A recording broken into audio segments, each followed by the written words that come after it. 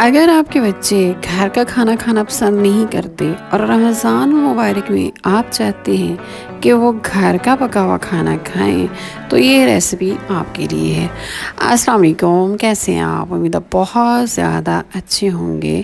बिस्मिल्लाहिर्रहमानिर्रहीम। अल्लाह ताला हमारे खाने में रिस्क में बरकत अदा करे, आमीन।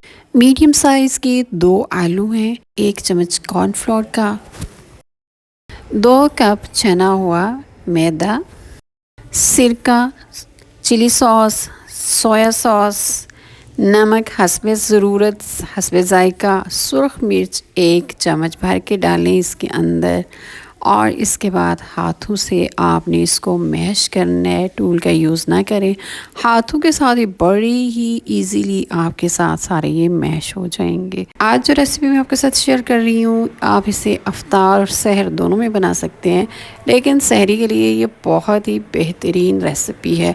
और इसको कवर कर दें तकरीबन 5 मिनट के लिए, और इसके बाद आप चलें थोड़ा सा लगाएंगे ऑयल, उसको ग्रीस करें और एक चम्मच के साथ अच्छी तरह सारे पैन में इस अमेज़े को फैला दें और 5 मिनट के लिए इसको कवर कर दें। फ्लेम जो है ये आपने बिल्कुल जैसे आप दम लगाते हैं ना, चावलों को दम लगाते हैं, वैसे ही आपने इसको रखना है।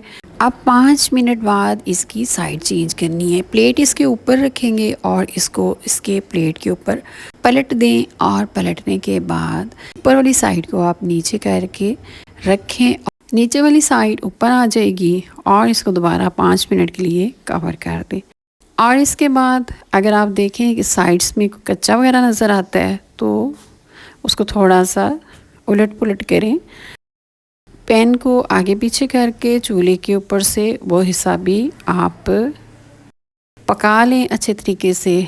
आप इसको आप बच्चों के सामने पेश करें, उन्हें बहुत ज़्यादा पसंद आएगा। इसकी आप कटिंग कर सकते हैं और वैसे भी खा सकते हैं। वो बच्चे जो बहुत छोटे बच्चे होते हैं, आप इसकी एक कटिंग बच्चे के हाथ में पकड़ाइए, बच्चे भी शौक़ से खाएंगे। ये बाज़ार वाली जो नाकिस ऑयल में बने हुए खाने से हज़ार दर्जे बेहतर खाना है। उम्मीद है आपको मेरी ये रेसिपी पसंद आई होगी। मेरे चैनल को सब्सक्राइब कर दें, मेरी वीडियो को लाइक और शेयर कर दें। अपना ख्याल रखिएगा। फिर मिलेंगे एक नई और मज़े की रेसिपी के साथ। अल्लाह हाफिज़।